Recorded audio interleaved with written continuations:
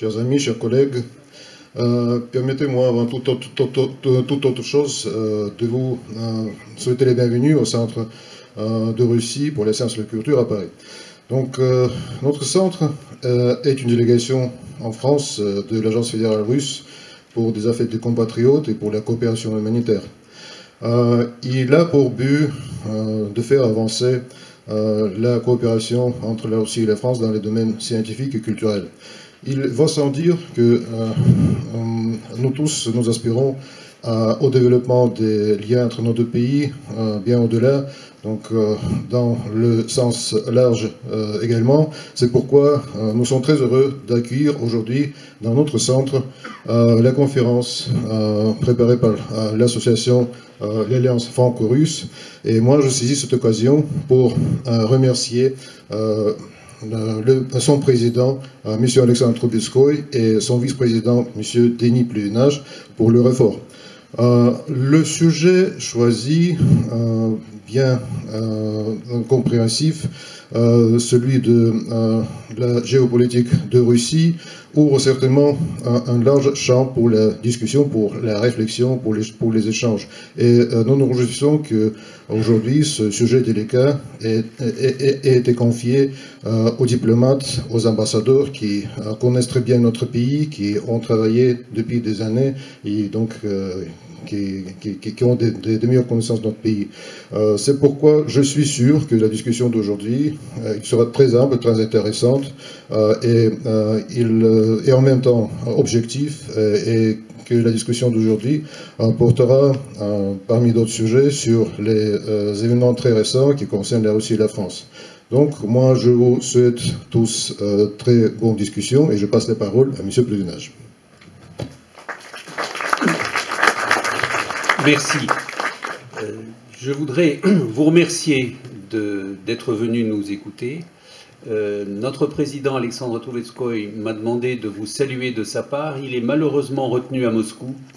Il espérait rentrer cet après-midi, mais ça ne s'est pas fait. Nos intervenants de ce soir sont deux professionnels des relations internationales, tous deux anciens ambassadeurs de France. Ils sont tous deux intéressés par la Russie, où ils ont vécu et travaillé plusieurs années. Jean de Glinasty comme ambassadeur et Eugène Berg comme représentant de la société Total à Mourmansk, et à laquelle ils ont consacré plusieurs ouvrages. Ils nous présenteront ce soir les deux derniers. À la recherche de l'ordre mondial pour Eugène Berg, qui avant cela avait publié La Russie pour les nuls, et Géopolitique de la Russie pour Jean de Glinasty, qui a publié l'année dernière La diplomatie au péril des valeurs. Pays le plus étendu du monde, possédant plus de 37 000 km de littoral, ayant des frontières avec 16 pays différents, la Russie a connu une histoire mouvementée qui a laissé des traces dans son inconscient collectif. Invasion mongole au XIIIe siècle, suivie de plusieurs siècles de domination des Khans, raid des Tartares de Crimée sur Moscou, agression suédoise et polonaise au début du XVIIe siècle, puis de Charles XII, roi de Suède, de Napoléon et d'Hitler ont marqué les esprits. Dépourvue de la protection fournie par des obstacles naturels difficiles à franchir, la Russie a toujours cherché à disposer d'un glacis territorial lui permettant de maintenir ses centres vitaux à l'abri des menaces venues de l'extérieur. D'où l'importance pour le pays de son étranger proche, à savoir les 5 ex-républiques soviétiques d'Asie centrale, la Transcaucasie, l'Ukraine et la Biélorussie. Après la disparition de l'URSS en décembre 1991, l'extension de l'OTAN vers l'Est, au mépris des promesses faites à Mikhaïl Gorbatchev, a exacerbé ce réflexe de défense chez les Russes. Et pour cause, après l'entrée des pays baltes dans l'Alliance Atlantique en 2004, les troupes de l'OTAN à Narva en Estonie sont à quelques 130 km des faubourgs sud de Saint-Pétersbourg. Disparue de la scène géopolitique dans les années 90 sous la présidence de Boris Yeltsin, la Russie y a fait son retour au début des années 2000 avec Vladimir Poutine. Comment? Sous quelle forme? Avec quels objectifs? Je vais passer la parole à mes voisins qui vont vous l'expliquer.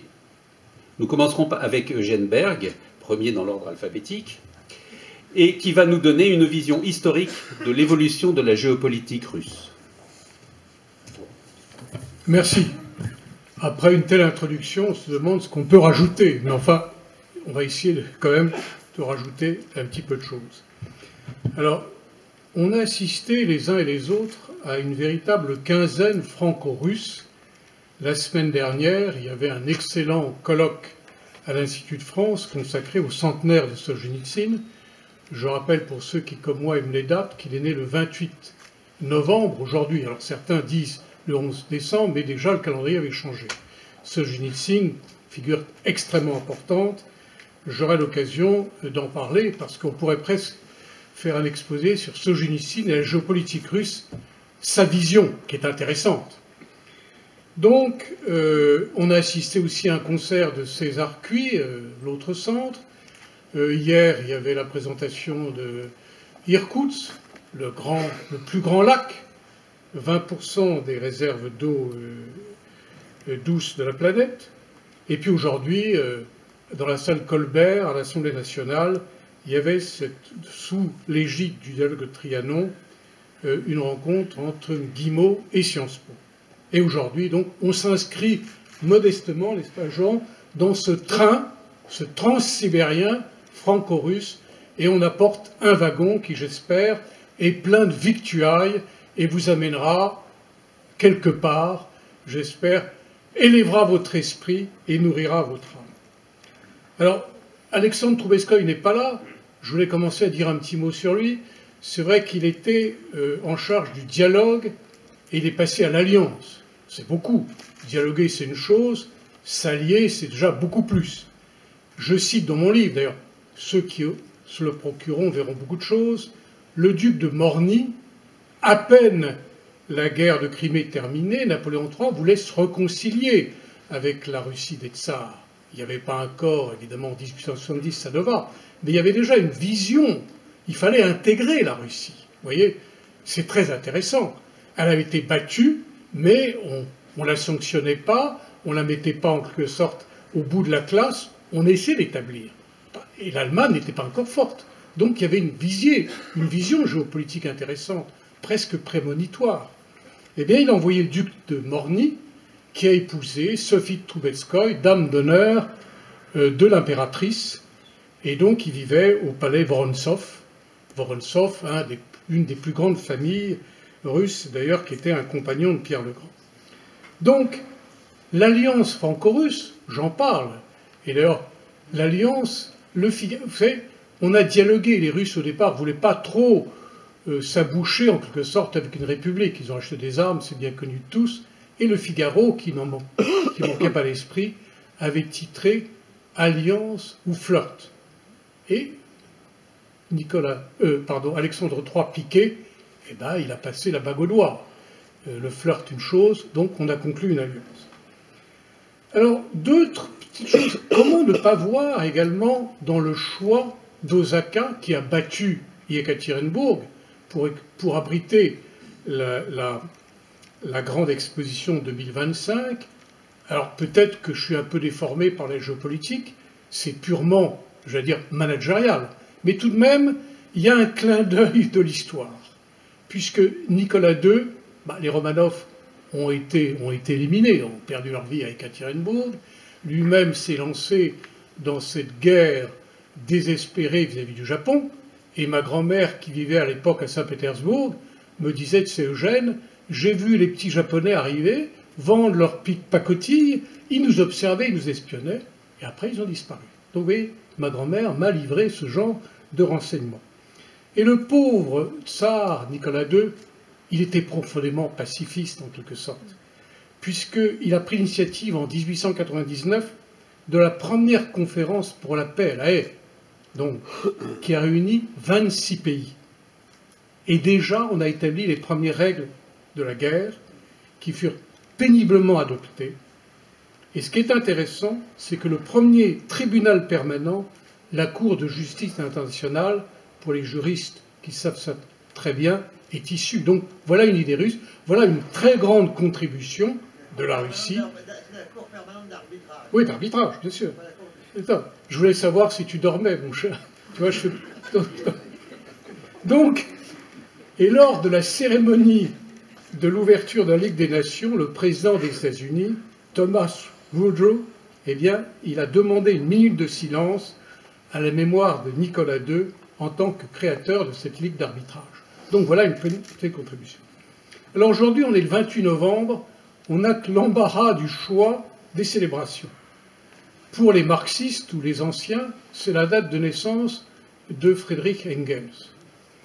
Alors je me souviens quand j'étais jeune, on se passionnait pour ça, certains, et on avait la trinité Marx, Engels et Lénine, remplacés par Staline. Engels est une personnalité méconnue, j'en parle un tout petit peu. J'ai lu un article, évidemment, en 1880. Il a écrit en 1880 un article sur l'Afghanistan, qui, on dirait qu'il a été écrit la veille. Pourquoi je parle de ça? Ce matin, Gilles Kepel, qui est un éminent spécialiste, est convaincu, on a dit controverse, que l'Union soviétique, elle s'est effondrée à cause de l'Afghanistan. Non, c'est l'une des causes. C'est peut-être pas la plus importante. Il y a la chute des prix du pétrole, peut-être que Jean ne va pas refaire l'histoire, puisque c'est encore une date, mais d'attribuer à cette cause me paraît exagéré. Donc, 1829, c'est la date de naissance d'Anton Rubinstein, pianiste et compositeur et chef d'orchestre, élève d'un pianiste français, et c'est le créateur de cette immense école musicale russe, et enfin Solzhenitsyn. Alors Solzhenitsyn, ce qui est intéressant, et ça borde notre sujet, pour lui, il y a trois grandes époques, trois grands tournants dans l'histoire russe. Le premier, et certainement, qui me paraît assez actuel d'ailleurs, il est critique vis-à-vis de Pierre le Grand. Il pense que Pierre le Grand a modernisé beaucoup trop rapidement la Russie, qu'il a dévié de son cours, lui a dévié de ses traditions, il a modernisé à outrance, et donc la Russie a perdu une partie de son âme, et le malheur russe, d'après Solzhenitsyn, j'interprète un peu trop, vient de cette période. C'est un grand sujet de discussion. Lors des discussions, Solzhenitsyn, finalement, il est tolstoïen. Nous, sans être des appareils d'État, nous respectons la culture. Mais qu'est-ce qu'il y a sans État? Est-ce que la Russie pouvait ne pas être forte, ne pas s'opposer à des envahisseurs, à des opposants? Il faut un État, il faut une armée, il faut une police, il faut des choses comme ça. Cet immense territoire ne peut pas vivre comme le Luxembourg, ne peut pas vivre. Donc, il y a une controverse historique, et je crois, sans faire allusion à la période actuelle, on voit très bien que le redressement de la Russie, à mon sens, a commencé par le facteur militaire, le facteur économique suivra, et le facteur démocratique, entre guillemets, suivra. On ne peut pas faire les trois. J'anticipe peut-être sur le débat, mais voilà un grand débat historique qui a traversé les siècles. Et Solzhenitsyn le traite. Alors, le deuxième, c'est évidemment le temps des troubles. Bon, on le connaît, je ne vais pas revenir. Et le troisième, c'est l'effondrement de l'Union soviétique, son fameux bouquin « Réaménagement de la Russie ». Alors, le quatrième anniversaire qui passe inaperçu, c'est la fameuse conférence de Téhéran. J'écoute tous les dimanches Vestinidier, ce merveilleux Kissilov, enfin surtout des nouvelles qui durent 2 heures. Et en France, on n'a pas du tout parlé de ça. Aucune télévision a connaissance. Or, tout le monde parle de Yalta et de Potsdam. On a écrit des tas d'ouvrages. On a écrit que la trahison de Yalta, qu'on a cédé à Staline. Mais en fait, beaucoup de choses avaient été faites à Téhéran. Démembrement de l'Allemagne, conseil, comment Téhéran, vous voyez. Donc, démembrement. L'Ukraine a obtenu Lvov, parce qu'il y avait, je ne vais pas rentrer dans les détails de spécialistes, il y avait 2 lignes Curzon, une occidentale, une orientale. Donc, la Pologne s'est déportée vers l'ouest, Oder-Neisse. Kohl ne voulait pas reconnaître jusqu'au dernier moment avant octobre 10. Donc, beaucoup de choses sont dues à Téhéran. Les Kourils, Kamchatka, et ainsi de suite. Donc, c'est une date importante. Alors maintenant, j'en viens un petit peu après ces Zakouski, dans le temps qui nous est imparti, où ça va très vite, vous voyez, à l'objet de mon livre et de ma réflexion. J'ai malheureusement pas le temps de définir ce que c'est que l'ordre mondial. C'est un type d'aménagement de rapport entre les pays. Ils s'aménagent, voilà. Alors il y a l'empire, l'équilibre, la coopération, le droit, beaucoup a été écrit, je mets 40 pages là-dessus. Ensuite, c'est une hiérarchie de puissance. Et j'explique très bien comment les hiérarchies ont monté. Et là, je vais vous livrer un petit peu mes conclusions, je ne peux pas les développer. Mes conclusions historiques et chronologiques sont les suivantes.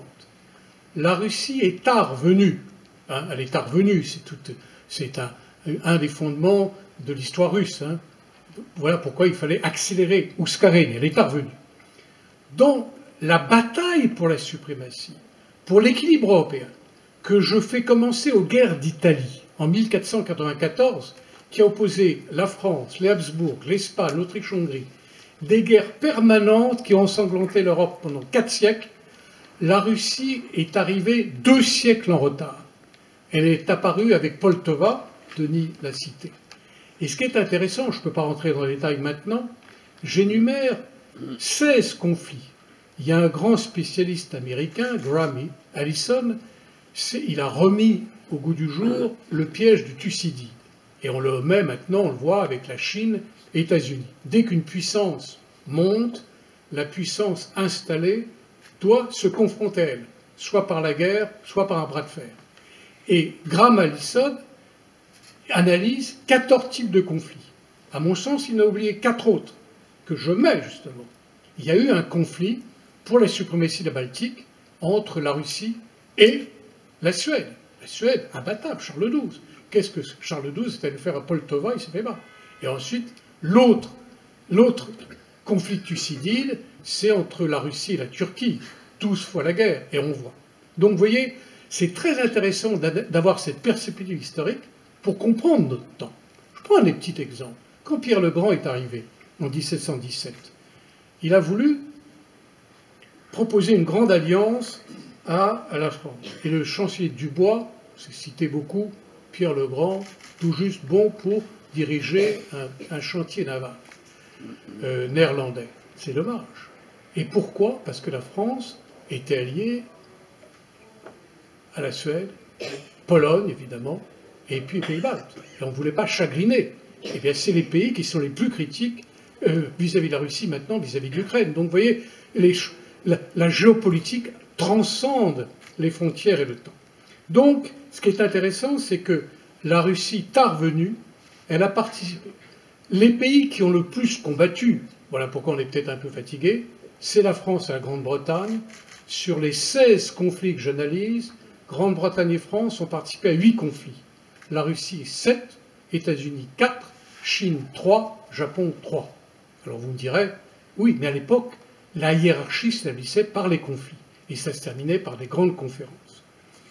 Alors, sur la Russie, n'a jamais été hégémonique, comme ont pu l'être la Prusse, comme a été la France de Louis XIV, Napoléon. Mais à 3 reprises dans l'histoire, elle a obtenu une certaine suprématie militaire.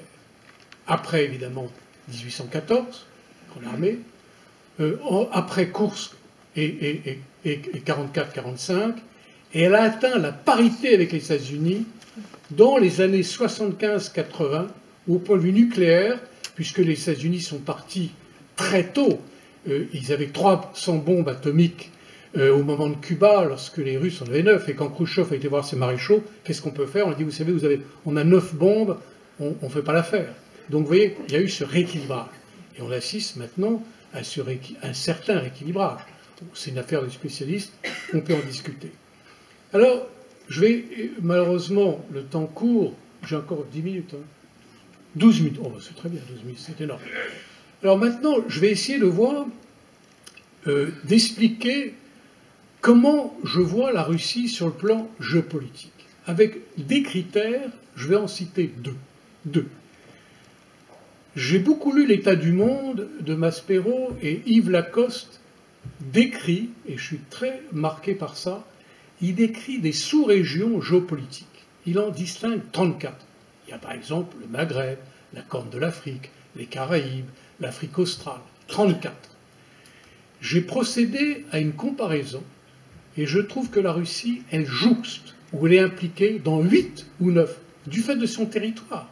Alors évidemment, si la Russie était là, donc, et alors évidemment, je vais l'énumérer très vite, Arctique, Baltique, Mer Noire, Caucase, Asie centrale, et ainsi de suite.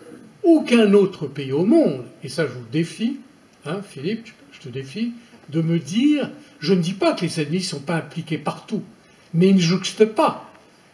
Géopolitiquement, le défi pour les États-Unis, bah quoi, c'était Cuba, mais ils ne vont pas faire la guerre au Canada, guerre commerciale, c'est pas au Mexique. Donc les aires géopolitiques qui jouxtent, soit menaçantes, pareil, la Chine, c'est la mer de Chine méridionale qu'elle veut s'accaparer, c'est la fameuse ligne des 9 points. C'est évidemment, elle veut avoir un accès au Pacifique, et puis elle a un problème avec la Mongolie, et puis elle a cette frontière avec la Russie. C'est 3-4. Avec la Russie, on a 9. Calculé. Elle est le plus impliquée. Elle est le plus impliquée, d'où le fait qu'elle est impliquée dans l'histoire pour se faire cette place en Baltique, en mer Noire, en Caspienne, et ainsi de suite. Donc voilà un petit peu la géopolitique de la Russie. Ce qui lui implique effectivement un niveau, à mon sens, d'armement important. Je me souviens. Et quand vous comparez les dépenses de défense américaines et russes, avant c'était de 1 à 10, maintenant c'est de 1 à 15. Le budget américain est 709, le budget russe il est 65 et même il est tombé à 54. Ensuite, dans mon élaboration historique, et je terminerai presque là-dessus pour ensuite passer au contemporain, j'ai établi 10 critères, je ne peux pas les énumérer, qui définissent ce que c'est qu'une puissance. 10 critères, bon ben ça va, c'est le territoire, la population, la technologie, l'arme militaire, l'influence et tout. Et lorsque j'ai établi ça, je me suis aperçu que la Banque mondiale, les 300 économistes de la Banque mondiale, je suis presque arrivé au même point de vue, j'étais seul dans mon petit laboratoire, a établi le capital humain. Et elle classe, elle donne des points. Elle met 7,5 à la Russie, moi j'en suis à 6,5, 7. Quand je prends les critères, seuls les États-Unis remplissent les 10 critères. Ils ont une large population, une économie, ils ont les GAFA, ils ont une puissance militaire, ils ont Hollywood, et ainsi de suite. La Chine n'en a que 8, 8,5. La Russie en a 6,5 à 7. Donc vous voyez, alors, elle a des faiblesses. On en discutera peut-être avec Jean. Démographie, recherche-développement, et bon, elle a ses faiblesses. Mais elle a ce potentiel qui existe. Donc voilà un petit peu comment elle se situe. La Russie, donc, a été périphérique par rapport à l'ordre européen, et je décris au cours de ces pages comment l'ordre européen est devenu un ordre central. Il a mis au point, il a mis aux prises France, Habsbourg, ensuite il s'est étendu, Europe centrale, Pologne, et ensuite il s'est élargi à toute l'Europe. Et par étapes, il est devenu mondial. Mais il est devenu mondial qu'à partir de 1945. La SDN était la première organisation mondiale. Mais sur les 56 membres, 26 étaient européens. Donc la Russie n'a intégré qu'en 1934, les États-Unis en sont partis, le Japon a démissionné en 1931, l'Allemagne en 1930. Donc l'ordre mondial s'est fait par étapes. Mais ça sera l'objet, vous voyez. Donc voilà un petit peu la Russie a participé à l'élaboration de cet ordre mondial, elle a été à la périphérie, elle a créé ce système socialiste qui s'est effondré, et maintenant elle reprend cette place avec sa vision, ses intérêts, et le problème c'est comment maintenant, mais ça j'anticipe, comment aménager cet ordre mondial. Alors beaucoup de gens disent l'ordre n'existe pas, c'est le chaos, c'est le dérèglement, mais on joue sur les mots. L'ordre n'a jamais existé, il y avait toujours des compétitions, des conflits.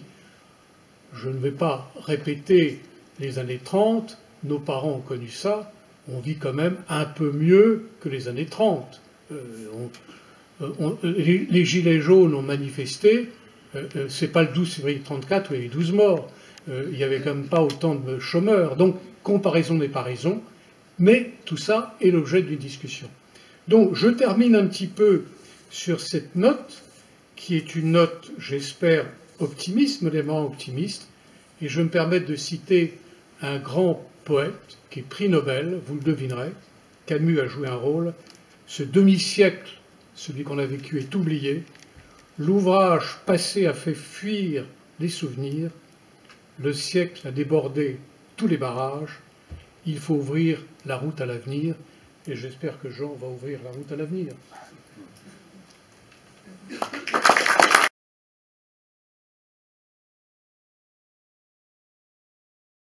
D'abord, je remercie le Centre culturel des Bergers et l'Alliance franco-russe. Et je suis contente de vous présenter ce petit livre que j'ai écrit avec une motivation qui est essentiellement une motivation, j'allais dire, d'explication. Il y a, pour la plupart des gens, une sorte de mystère russe qui en fait n'a pas lieu d'être. Et c'est un effort très, très modeste pour essayer d'expliquer des choses qui paraissent souvent évidentes à des gens qui connaissent la Russie et qui ne le sont pas pour ceux qui ne la connaissent pas. Je pense que une des raisons de l'incompréhension de la Russie tient en fait à une espèce de contradiction, et c'est particulièrement violent, on peut dire, chez les Français. En fait, la Russie, comme l'a très bien dit Eugène, c'est par nature essentiellement, j'allais dire, un ensemble géopolitique, une nation géopolitique, ou, pour simplifier, peut-être un empire. Il est au carrefour, Eugène nous a expliqué de façon plus savante que je ne le fais, ces conflits et ces sous-ensembles auxquels la Russie est partie. Moi, je dirais tout simplement que la Russie est au carrefour de 3 continents, l'Europe, l'Amérique, l'Asie, avec en plus un accès particulier, traditionnel, vers le Moyen-Orient, qui est lui-même à cheval entre 2 continents. Et donc la Russie, par nature, est partie à tout ce qui se passe pratiquement dans le monde. Et ça, c'est difficile à comprendre, surtout quand ça se matérialise dans un empire. Parce que la France n'aime pas les empires. C'est comme ça. C'est depuis la Révolution française, mais je crois que c'est depuis les rois aussi, puisque nous n'avons cessé de lutter contre l'empire de Charles Quint. Et un empire fonctionne avec des règles différentes d'un État, j'allais dire, centralisé ou républicain, ou d'un État-nation. Or, la Russie n'est pas seulement un État-nation, c'est aussi un État-nation et c'est aussi un empire. Et donc, il y a une espèce d'incompréhension radicale de la façon dont fonctionne ce pays. Et cette incompréhension n'a été surmontée dans l'histoire que à quelques moments un peu privilégiés où la survie de la nation française était en jeu. Enfin, il est quand même intéressant de constater que il a fallu l'imminence de la guerre et la prise de conscience de la faiblesse et de l'isolement de la France pour que la Troisième République, laïque, franc-maçonne, démocrate, etc., s'allie à la Russie d'Alexandre III, qui dans toute l'histoire de la Russie a probablement été le tsar le plus réactionnaire, le plus antisémite, le plus... Et donc, mais quand il y a comment dirais-je, un impératif stratégique, à ce moment-là, tout ça disparaît. Et la France sait très bien, elle a toujours su dans son histoire, faire des alliances de revers avec les Ottomans contre Charles Quint. Et là, il s'est passé quelque chose de plus, hein, évidemment, en 1914. Il y a eu un élément, enfin en 1890, il y a eu un élément, on a redécouvert en quelque sorte la Russie, on a découvert que la Russie aimait la France, et il y a eu cette espèce d'idylle. Mais il ne faut pas oublier qu'au départ, d'abord ça a été extrêmement critiqué par une partie de la presse, bien entendu, comment peut-on s'allier avec des gens aussi peu respectueux des libertés fondamentales. Donc il y a eu un moment important de critique, mais enfin tout le monde s'est incliné devant la nécessité stratégique. Et puis, et ensuite, évidemment, on a découvert à quel point, en fait, ce pays nous aimait, avait été imprégné de valeurs françaises. Donc, une nature impériale qui elle-même, finalement, cadre mal avec les cadres de compréhension de l'Union européenne. Enfin, de la France, hein, je veux dire, surtout. Et je dirais maintenant, la Russie reste, c'est une fédération bien sûr, avec une écrasante majorité de Russki, de Russes, mais en fait c'est une fédération avec d'autres peuples. Et donc la structure fédérale, et j'allais dire la structure impériale, reste sous-jacente à la fois dans les mentalités et dans la perception qu'on peut en avoir à l'extérieur. Alors, de cela, il a résulté en fait 3 malentendus fondamentaux qui ont marqué très profondément l'histoire des relations entre la France et la Russie depuis la chute de l'Union soviétique.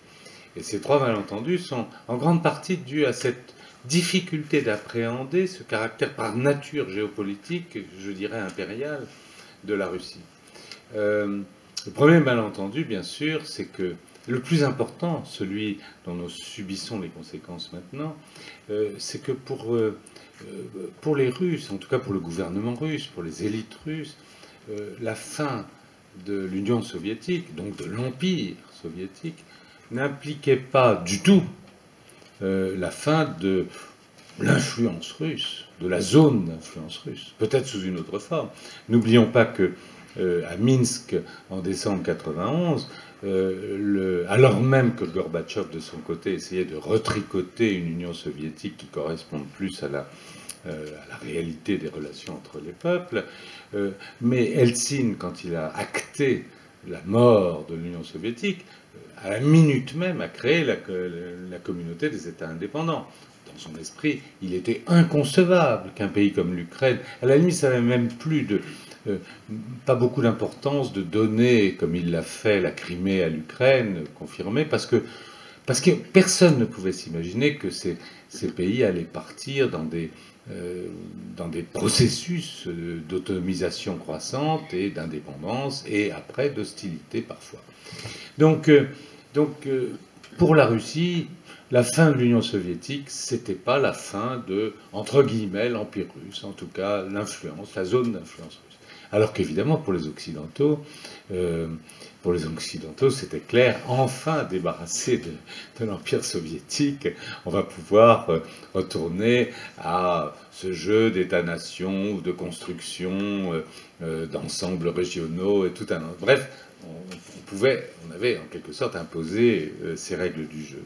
Et ceci me conduit à un deuxième malentendu qui reprend un peu ce que tu disais sur Gilles Kepel, c'est pas la première fois que j'entends dire ça. En fait, pour les Occidentaux qui ne connaissent pas bien la Russie a perdu la guerre froide. Elle a perdu la guerre froide, purement et simplement. Elle l'a perdue parce qu'elle s'est saignée à blanc dans l'Afghanistan, elle l'a perdue parce qu'elle n'avait plus d'argent, parce que le prix du baril avait baissé, parce qu'il y a beaucoup de raisons, parce qu'elle n'a pas supporté les dépenses des luttes de la course aux armements, enfin, toutes ces raisons sont là. Mais dans la réalité, comme l'avait très bien vu le général de Gaulle à l'époque, ce sont tout simplement les Russes qui en ont eu assez du système soviétique. Fondamentalement, dans la perception des Russes, alors c'est intéressant parce qu'elle a évolué avec le temps. Et en ce moment, en gros, très souvent, on a ce type de raisonnement en discutant. On vous dit, vous croyez avoir gagné la guerre froide, attention, parce que vous risquez la revanche. Mais dans la réalité, au départ, le sentiment global, c'était le système communiste ne marchait pas, il était pénible, il a été criminel pendant un temps, et donc il faut changer. Et donc, en fait, comme l'avait vu, je le redis, le général de Gaulle, c'est la Russie elle-même qui a changé de régime, et elle avait cette perception. Alors que la perception occidentale, c'était évidemment qu'on avait gagné. Alors, ça change tout, évidemment, dans une perspective à moyen terme. Et puis, le troisième malentendu, ça tient au fait que la Russie estimait qu'étant redevenu un grand pays adepte de la liberté du marché, un grand pays capitaliste, un grand pays chrétien avec la valorisation des valeurs chrétiennes, donc un pays comme les autres, un pays normal. Et donc il avait droit à sa place d'honneur au festin des nations occidentales.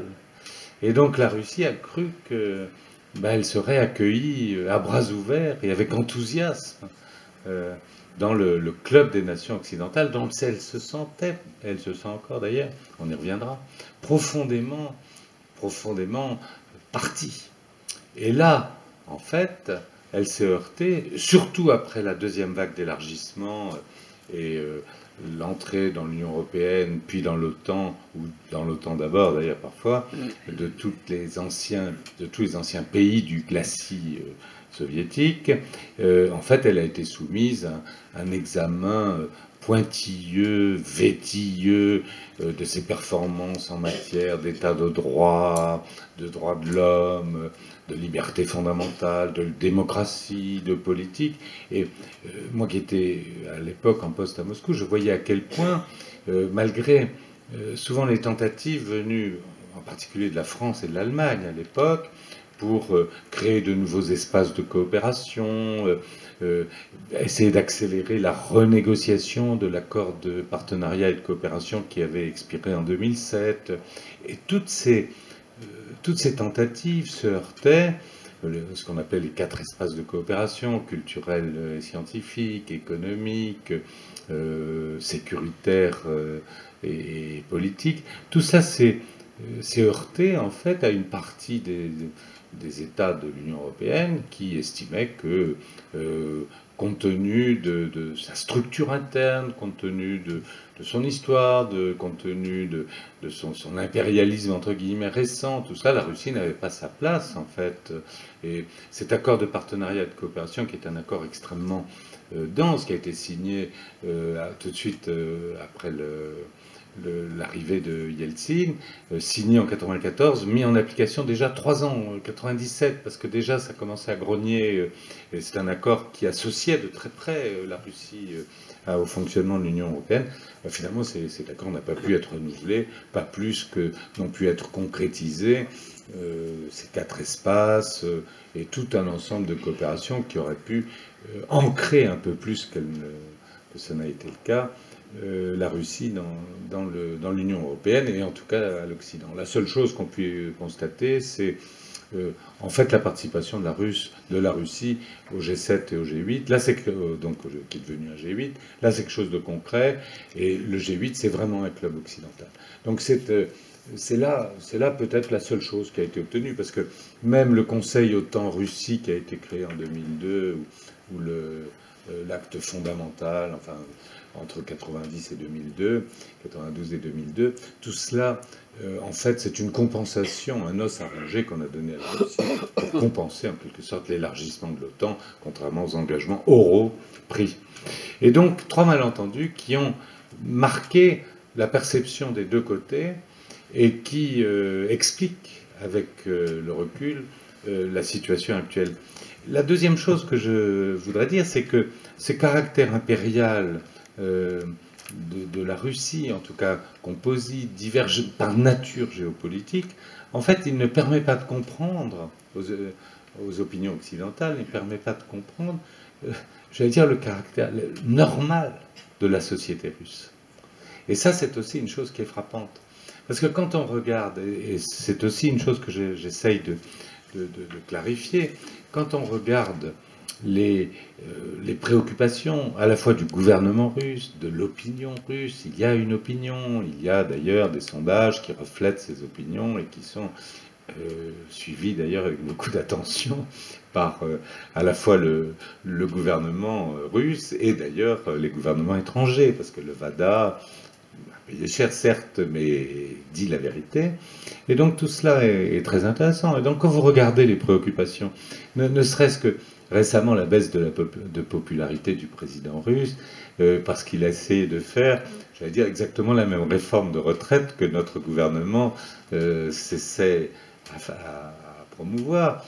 Il y a un parallélisme total des choses. La population russe n'a pas tellement envie de travailler 4 ans de plus ou 5 ans de plus sans avoir une retraite beaucoup plus importante, comme la population française et comme n'importe quel. Je dirais même d'ailleurs qu'entre la France et la Russie, il y a ici peut-être plus de similitudes que, disons, avec d'autres pays comme l'Allemagne ou la discipline anglo-saxonne, mais encore. Et donc, les retraites, les questions migratoires. Je suis extraordinairement frappé par la similitude des problématiques migratoires que doivent affronter un pays comme la France et un pays comme la Russie, c'est-à-dire à la fois une natalité qui descend, qui ne s'effondre pas, contrairement à ce qu'on m'a dit, mais qui n'est pas très brillante, puisque vous savez que sur le plan, enfin les experts démographes estiment qu'en dessous de 1,8, une population ne se renouvelle plus et est vouée à disparaître, donc nécessairement elle attire 1,8 enfants par femme. Donc nécessairement elle doit se rééquilibrer avec de l'immigration. Et donc c'est un vrai problème à gérer. Et je suis frappé par la similitude. Quand on est en Russie, les gens vous disent « Ah, mais en France, il n'y a plus que des migrants ». Mais quand on regarde les travailleurs qui refont les trottoirs à Moscou, eh ben, on voit que c'est exactement la même chose. Donc même problème, même problématique, et en gros même solution. Quand on regarde le souci de la France plus ou moins efficace, d'ailleurs, de garder ses investissements, de garder plus ou moins difficilement ses industries, de garder un tissu intellectuel, culturel, on a exactement les mêmes préoccupations en Russie. En matière informatique, comme j'essaie de le montrer, c'est même plus efficace que ce que nous avons fait nous-mêmes dans ce domaine. Donc cette extraordinaire similitude et normalisation, comme j'ai caractère normal, plus exactement, de la société russe, il n'est pas très bien perçu en France. On ne comprend pas très bien. Ça reste un pays qui fonctionne, et probablement à cause du premier facteur, parce que, et c'est ça tout le secret, si je puis dire, mais ça c'est pas mon problème ni le vôtre, mais c'est tout le secret de la bonne gestion de ce pays, c'est comment, de la Russie, c'est comment essayer d'équilibrer à la fois les préoccupations, les exigences de la gestion d'un ensemble complexe à vocation impériale, avec une tradition qu'on pourrait appeler de grandeur, mais enfin, le mot ne convient plus vraiment maintenant d'ailleurs, mais en tout cas, une tradition géopolitique très forte. Comment concilier ça avec les exigences d'une société moderne, diversifiée, et qui a besoin d'énormément de latitude, de liberté pour se développer. Et c'est ici qu'est j'allais dire, la pierre philosophale de la gestion de la Russie, qui est extrêmement difficile à trouver, et que, en tout cas, problématique que nos sociétés occidentales ne comprennent que très mal. Merci.